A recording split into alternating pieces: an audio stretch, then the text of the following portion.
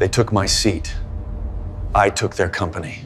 I'm James, 34, and until last Friday, I was technically employed at Harrison Technologies, a manufacturing company my late father-in-law Richard started 40 years ago. I say technically because nobody really took my job seriously. To the board of directors, I was just another trust fund kid who married the boss's daughter. They called me the son-in-law with no real job, usually whispered by board members who couldn't balance their own checkbooks without calling their accountants. They had no idea what was coming. Let me back up.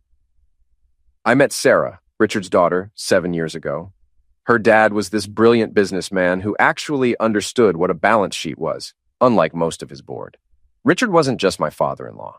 He became my mentor and chess partner. We'd spend years in his study laughing at the board's incompetence over expensive scotch, secretly planning for the day when the company would need saving from the very people running it. While everyone saw me as useless, Richard saw something different. He taught me everything about the real business, not the sanitized MBA version. The late-night meetings with factory managers, the unglamorous work of understanding how things actually functioned, the importance of knowing every employee's name instead of just the ones who could advance your career. He recognized early on that I gave a damn about the company itself, not just the stock price. 3 years ago, Sarah and I got married, and I joined the company in some vague analyst role that nobody took seriously. The board treated me like furniture. I'd overheard that exact phrase at least a dozen times. To them, I was the guy who married into money and somehow hadn't transformed into some ruthless corporate titan. Perfect. Let them underestimate me. Richard got diagnosed with terminal cancer 6 months ago. 3 weeks before he died, he pulled me into his study, poured us both 3 fingers of his favorite whiskey, and slid a folder across the desk. He told me casually that doctors gave him a month, maybe 2, and he'd be damned if he let those parasites tear apart everything he built. Inside that folder were share transfer documents giving me 71% controlling interest in Harrison Technologies. Richard had set up the perfect checkmate, and he wouldn't even be alive to see it play out. He made me promise to keep it secret, especially from Sarah. He loved his daughter, but knew she didn't understand what it took to actually run a company. She understood optics and branding and image. She thought business was a photo shoot. I'd seen her Pinterest board for her CEO aesthetic before Richard was even buried. We had everything notarized and witnessed by both our attorneys, plus a notary public named Gladys, who ran a small office in the suburbs and had no idea she was witnessing a corporate nuclear bomb being armed. Richard even completed an expert-level Sudoku puzzle that day in under 8 minutes, just to have extra evidence of his mental competence. The man thought of everything. Richard's funeral 3 weeks ago was a corporate-sponsored production. The whole scene felt like Greek tragedy with dramatic organ music and performative sniffling. Sarah stood up front in her designer black dress that looked more red carpet than funeral attire, and the board members watched her like hyenas eyeing fresh meat. I could practically see dollar signs spinning in their eyes. David Sterling, the silver-haired chairman who looked like he'd been born wearing a 3-piece suit, kept adjusting his tie and exchanging meaningful glances with other vultures. Kevin Parker, whose personality could best be described as wet cardboard left in a drizzle, was practically salivating. He was probably already mentally redecorating Richard's corner office. Behind me, someone whispered that I didn't even have a real position, just showed up sometimes and played on my computer. The thing was, they weren't entirely wrong. I didn't have a flashy title or corner office or business cards I handed out at networking events. What I did have was Richard's trust, a legitimate business degree from Northwestern that I'd actually earned, and an ability to see through corporate nonsense that would make a professional poker player jealous. After the funeral, Sarah threw herself a coronation party. Sorry, I mean an appointment celebration. The penthouse ballroom had been transformed into what I can only describe as nouveau riche meets desperate for approval. Ice sculptures shaped like the company logo were already melting under hot lights, creating little puddles of corporate symbolism on marble floors. There was an actual champagne fountain like we were at a 1995 wedding, and a string quartet that nobody listened to because everyone was too busy networking. The board members who couldn't name a single factory employee were suddenly gathered around Sarah, toasting new eras and bold leadership and other meaningless phrases that sounded impressive, but were essentially verbal wallpaper. David was holding court near the bar, explaining to anyone who'd listen how he'd always known Sarah had the vision to lead. This was the same guy who'd told Richard 6 months earlier that women were too emotional for executive positions. But apparently, end in dollar signs changed perspectives. Kevin found me by one of the melting ice sculptures.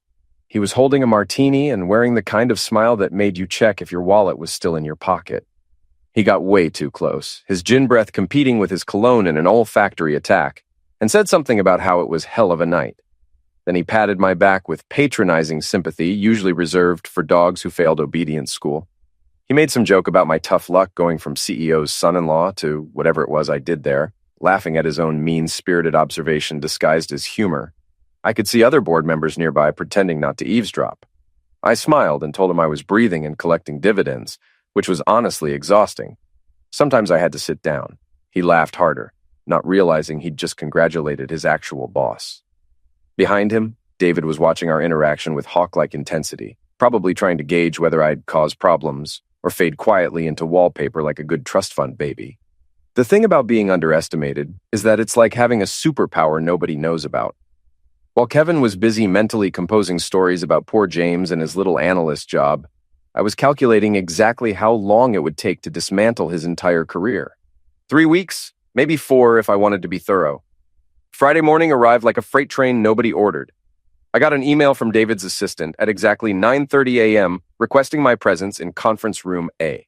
The email read with all the warmth of a restraining order. Conference room A was the big one, the intimidation chamber with floor-to-ceiling windows overlooking downtown Chicago, and a table so long you could land aircraft on it. It was where they held really important meetings, the ones that decided whether entire departments got axed. 6 board members were already seated around that massive table when I walked in. David sat at the head naturally because he'd probably sleep in that chair if his wife let him. Kevin was to his right, wearing a smile that suggested he'd been practicing in the mirror.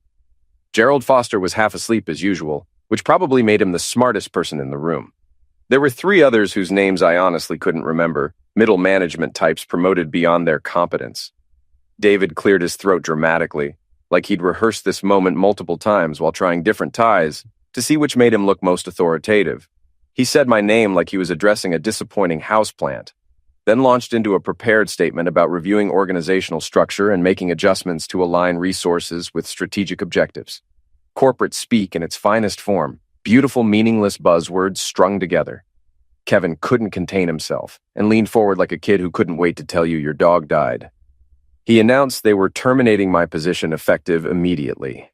The room went quiet except for one guy frantically typing on his iPad. Patricia Chen, the CFO who actually knew her job, was staring at her hands like they contained secrets of the universe. I let the moment hang there while they waited for my reaction. They wanted begging, panic, maybe tears. The whole firing ritual depended on the sufferer playing their role correctly. Instead, I smiled and told them this was perfect. I'd been worried they'd make it awkward. I appreciated the efficiency and thanked them for not making me sit through an emotional HR exit interview. Their smiles flickered like faulty light bulbs. This wasn't the script. David's forehead creased in a way that suggested his Botox was working overtime. I stood up, straightened my tie, and gathered my things casually like I was leaving a coffee shop, not a career. I picked up the fancy pen they'd given me 3 years ago, now just an overpriced writing instrument. I told them it was just business, nothing personal. Companies evolve, people move on, circle of corporate life, and all that. As I walked toward the door, I could feel confusion radiating off them like heat waves off July asphalt. At the door, I turned back and gave them my best genuine smile. I told them it had been educational, that I'd learned so much about corporate governance, strategic planning, and the creative limits of expense account fraud. Patricia actually choked on air at that one. That weekend was glorious. I opened the safe, hidden behind an abstract painting in my home office that Sarah thought was just really boring art. She'd bought it at a charity auction because the artist was emerging and provocative, which meant he'd figured out how to charge $5,000 for what looked like a toddler's finger painting. Behind it was a biometric safe Richard had helped me install one weekend while Sarah was in Milan, doing whatever wealthy women do there. Inside lay the document that was about to turn Harrison Technologies completely upside down. The notarized transfer of 71% controlling shares, signed by Richard 3 weeks before he died, witnessed by his personal attorney, my lawyer Jennifer Chen, and Gladys the notary, who had no idea what she was witnessing. The paper was heavy, expensive quality that screamed important legal document just by existing. I texted Jennifer a photo with a simple message asking how our position looked after they'd fired me. Her response came in under 30 seconds. She'd had 3 separate firms review it. The transfer was legally binding and ironclad. She told me to sit tight and let them dig their own graves, then congratulated me on the termination with its hilarious timing. I did exactly what Jennifer suggested. I sat tight and watched from the sidelines as the board popped champagne, reshuffled management positions like musical chairs at a cutthroat birthday party, and spread rumors that I was emotionally unstable. The rumors started circulating by Monday afternoon. I heard about them from Dave, the security guard in the lobby, who'd always been friendly because I actually learned his name and asked about his kids. He told me people upstairs were saying I'd had a breakdown, which he called nonsense because I was the most normal person in the building. By Wednesday, the rumor mill had evolved to creative fiction. According to breakroom gossip I was still getting from friendly faces in accounting, I'd apparently had a screaming match with Sarah, thrown a laptop at Kevin, been caught day drinking in my office, and was possibly joining a competitor. My personal favorite was the rumor about an affair with someone from HR, which was both completely false and weirdly specific.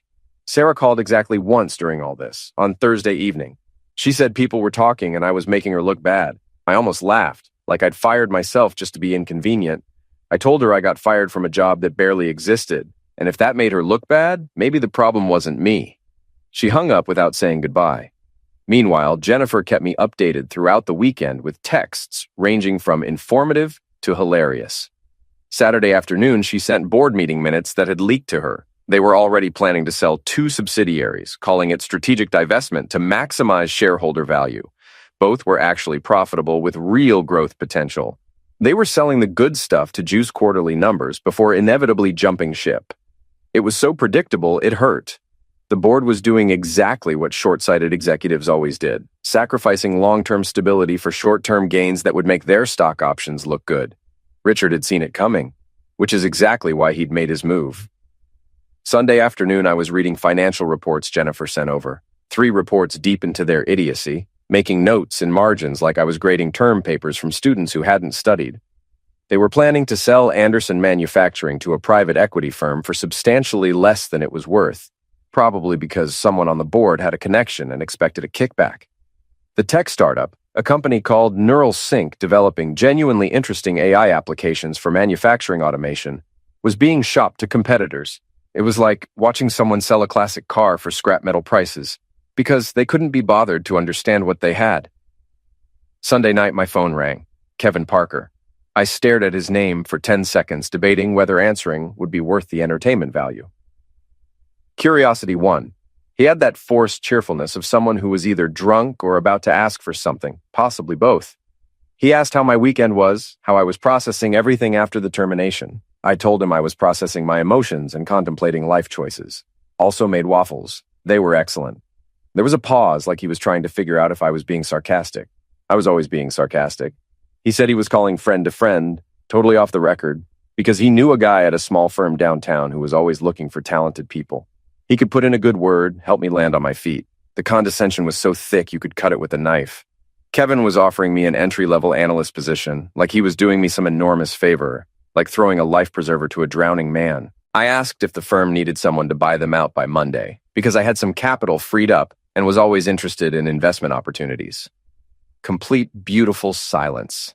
I could practically hear gears grinding in Kevin's head. He finally managed to say he meant like an analyst position, entry-level stuff to get me back in the game. I told him I understood perfectly. I just thought if we're talking downtown firms, we might as well think big. But if they needed an analyst, tell them to send me the info. Kevin didn't get the joke. He never got jokes unless they were explained in PowerPoint format with supporting documentation. Monday morning, I put on my best Navy suit, the one Sarah once said made me look like a well-paid accountant. I'd taken it as an insult at the time, but now realized it was perfect. Accountants were underestimated and overlooked, the kind of people who quietly kept track of where all the bodies were buried. I paired it with a crisp white shirt, a burgundy tie Richard had given me 2 Christmases ago, and cufflinks that had belonged to his father. The Harrison building looked the same on Monday morning, glass and steel reaching into the Chicago sky with the company logo emblazoned on the side in letters visible from space. Security stopped me before I even made it to elevators. Dave wasn't there. Instead, it was Marcus, who looked like he'd played linebacker in college and took his intimidation job very seriously. Janet from HR had to escort me upstairs. The same Janet who'd processed my termination paperwork Friday with the emotional investment of someone filing a TPS report. We rode up in silence, her clutching her tablet like a shield, me humming the theme from The Good, the Bad, and the Ugly, because if you're having a showdown, you need the right soundtrack. She finally said this was highly irregular. I told her I appreciated that, I knew it wasn't in her job description, and I'd always found her professional. She asked if I was about to do something crazy.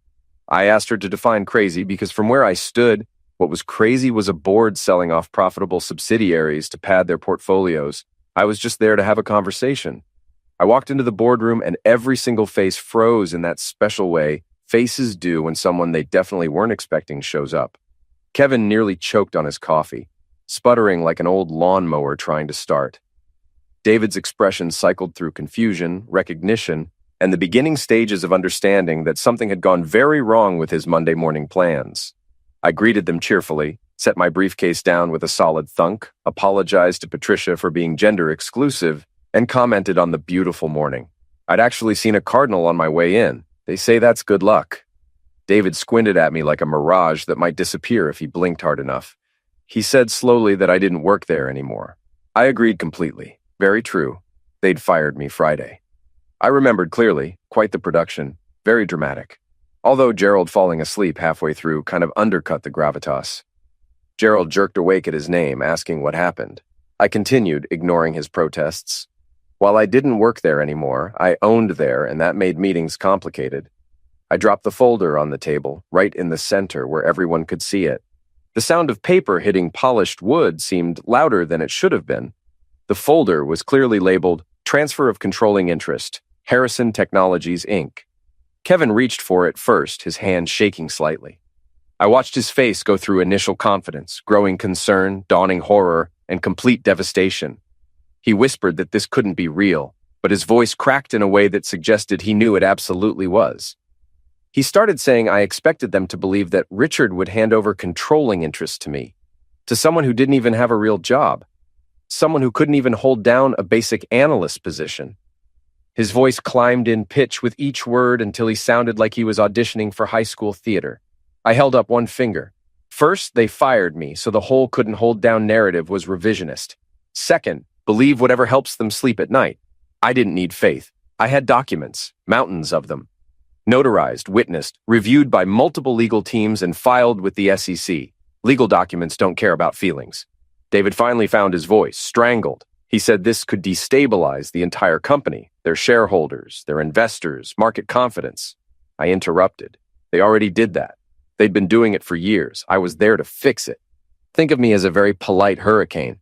Patricia actually snorted at that, quickly covering it with a cough when David shot her a death glare. My phone buzzed loudly on the table. I glanced at the screen and felt my grin widen. Anderson Holdings, our largest external investor. Perfect timing. I answered deliberately, putting it on speaker, setting the phone in the middle of the table where everyone could hear. Victoria Martinez from Anderson Holdings said she was calling regarding news about Harrison Technologies' ownership structure. They needed to schedule a meeting today if possible. I could see David's face losing color, draining from angry red to pale gray. Anderson Holdings owned 18% of remaining shares, not controlling interest, but enough to matter, enough to make or break any major decision.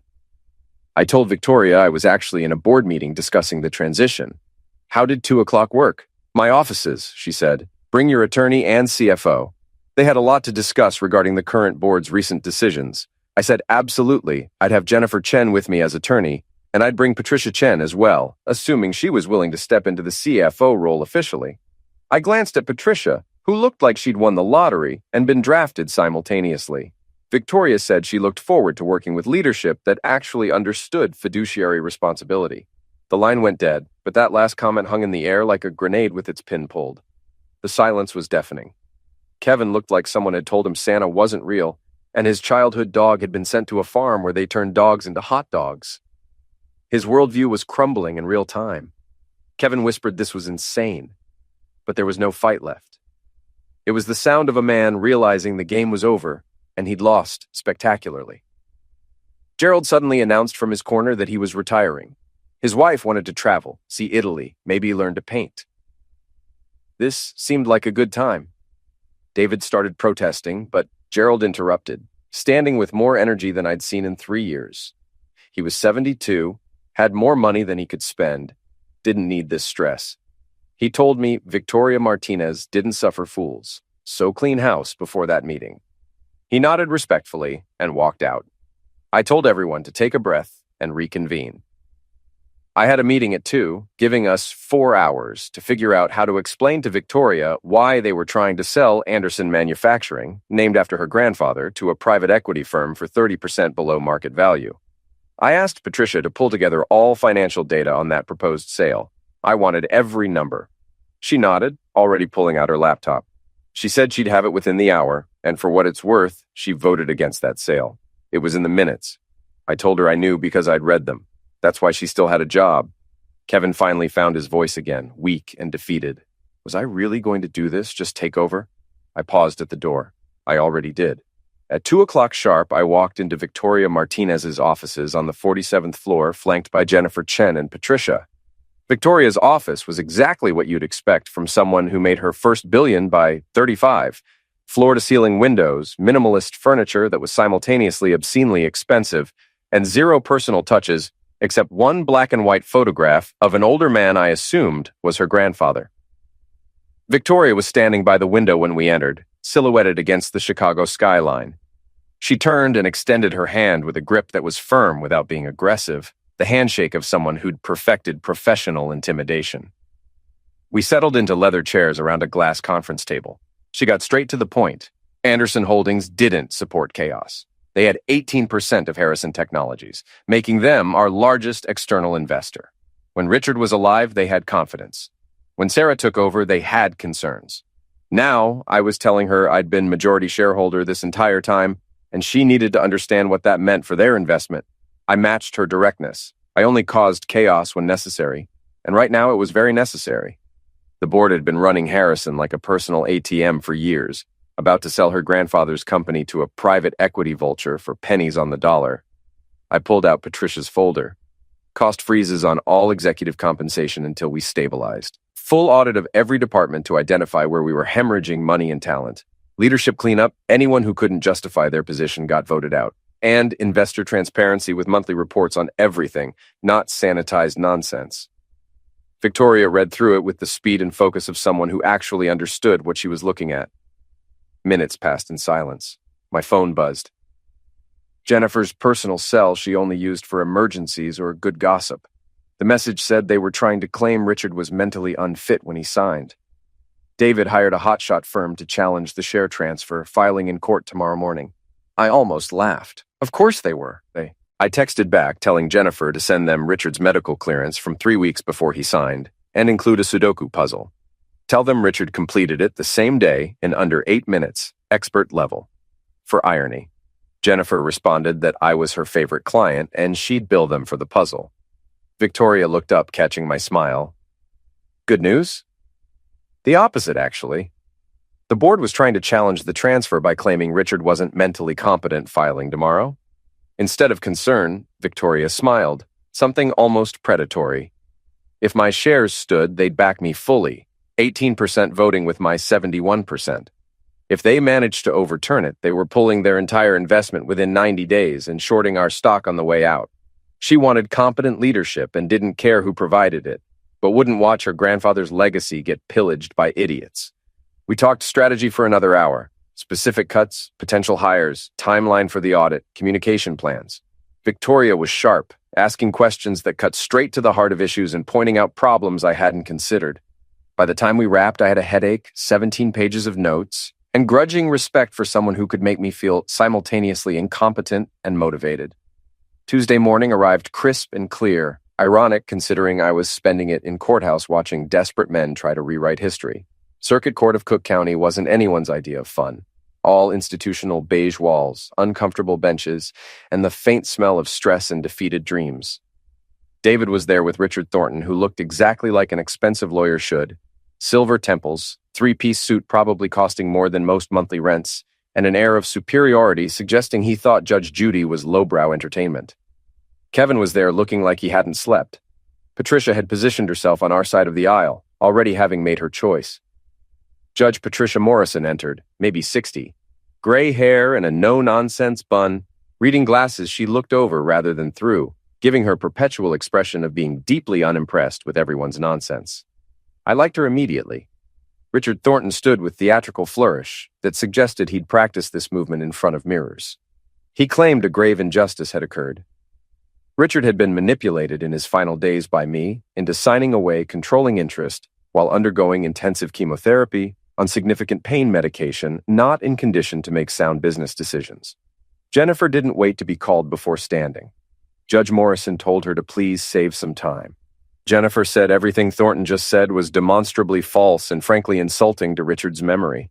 She had medical clearance from his oncologist dated the same day as signing, confirming he was of sound mind and not under influence of any impairing medications. She had testimony from Notary Gladys Henderson, who spoke with Richard at length and found him completely lucid. She had testimony from his personal attorney, confirming Richard understood exactly what he was doing. Then she paused for dramatic effect, pulling out paper with flourish matching Thornton's theatrics. They had a completed expert-level Sudoku puzzle Richard finished the same day in under 8 minutes with perfect accuracy. I had to bite my cheek to keep from laughing at the expressions. Thornton looked like his law degree was being recalled. David went through 7 shades of red. Kevin just stared at the puzzle like it was ancient Sumerian. Judge Morrison repeated slowly, "A Sudoku puzzle?" Jennifer confirmed she was submitting it as a supplementary evidence along with medical documentation, legal testimony, and notarized statements. But yes, a man completing expert Sudoku in under 8 minutes was clearly capable of understanding a share transfer. If Thornton wanted to attempt the same puzzle under similar conditions to prove it wasn't indicative of mental acuity, she was happy to provide one. Several people in the gallery actually laughed, including the court reporter who tried covering it with a cough. Judge Morrison's lips twitched, fighting a smile. Thornton adjusted his glasses, trying to recover, claiming the timing was suspicious. Richard dies, and suddenly his son-in-law, who held no significant position, owns 71%, Jennifer countered smoothly. The timing was suspicious because Richard knew he was dying and wanted to protect his company from exactly what was happening now. He watched his board run Harrison like a personal piggy bank for years, prioritize short-term gains over long-term stability. He made a calculated decision to transfer controlling interest to someone he trusted, someone who actually understood the business, someone who wasn't going to sell off profitable divisions to pad quarterly reports. That wasn't manipulation, it was good business sense and foresight. Judge Morrison held up her hand, silencing both attorneys. She'd reviewed documentation submitted by both parties. The medical evidence was compelling, the legal documentation was in order, and frankly, the Sudoku puzzle was more convincing than most expert testimony she'd seen. The share transfer was completely valid and legally binding. Court dismissed. By 11 Tuesday morning, I reconvened the board in the same conference room where they'd fired me 4 days earlier. Except this time I sat at the head of the table in Richard's old seat. Everyone filed in looking like they were attending their own funeral. Patricia looked relieved. Gerald was conspicuously absent, having already submitted retirement paperwork via email with subject line, "I'm out." I started with Kevin, keeping my voice friendly. His resignation was effective immediately. "Don't forget your mug." I gestured to the world's best executive mug he'd bought himself because apparently nobody else would give him that award. He opened his mouth, closed it, opened it, closed it. The man looked like a fish, realizing it was no longer in water.